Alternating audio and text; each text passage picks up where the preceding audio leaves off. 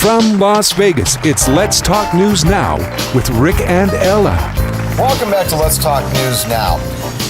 If there's ever such a thing as meeting someone that will just have a huge impact in your life, at the same time, the more you know about them, actually the more interesting they become, which, at least for my life, is probably not that interesting. And that is LJ Harness. LJ, welcome to the show, sir. Well, thank you so much for having me. It's a pleasure being here with you all today.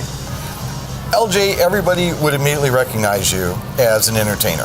Probably one of the best drummers in all of Las Vegas, if not in the entire country. That's legendary. That's saying a lot, because I've got some phenomenal players here in town that are close friends of mine. So thank you so much. And then, and the people you have played with, and the entertainers you've been involved with, and we're going to get into some of that. Sure. But the thing is that what I found so hugely compelling was your story itself. That you, like a lot of other folks, were involved in the entertainment business many years ago, and you rose up to almost iconic level with some of the bands you played with, and then you had some changes that occurred in your life. Oh yes, definitely. Share. Well, 50 years of playing drums.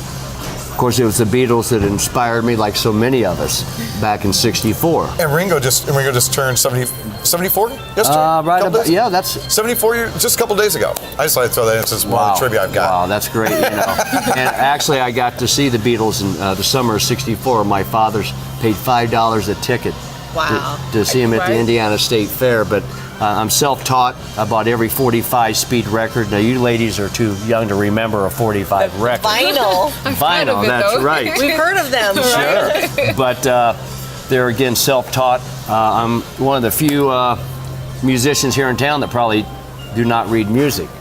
And I never thought I'd end up in Vegas. But through the years, I've been very blessed to perform with everyone from Joe Cocker to John Kay to opening for Aerosmith, Petty, Kansas, Journey, Styx. Wow. And, the Grassroots, Rare Earth. And then after a lot of years doing the big shows, fell victim to addiction.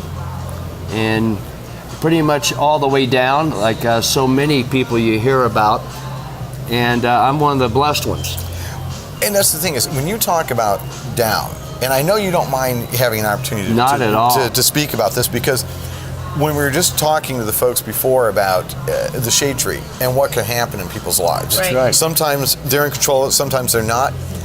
But the opportunity to be able to make a comeback, and that hope does exist. Right. And that's exactly what I was so inspired about with you, LJ, was the fact that you were so far down at one point. Yes.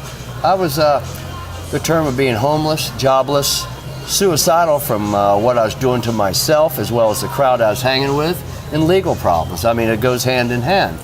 But I had some people that never gave up on me, and once I decided enough's enough, it's been about 12 years of sobriety I have now. And of course, part of the program is giving hope, definitely. Right. And giving back. It keeps you grounded, keeps you humble, keeps your ego in place. And then after walking away from my best friend, my drum, because of the addiction, 4 to 5 years ago, a lady named Miss Patti LaBelle invited me on stage. And that was, all in God's time is a phrase I use a lot in my life. Mm-hmm. And it was that perfect time, and she hooked me. She knew what she was doing, though. You talk about a mentor, Miss Patti LaBelle, like so many great mentors we've all had.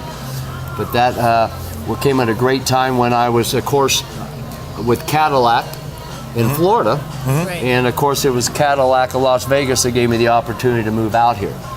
And right away, I started utilizing the brand name Cadillac of Las Vegas, and seeing what had happened out here with the economy and the live music scene, which we've all seen. Mm-hmm. They closed a lot of venues, a lot of lounges. We know what Vegas was founded on. Right. Live entertainment. Absolutely. Exactly. The lounge acts. Which we're trying to bring back.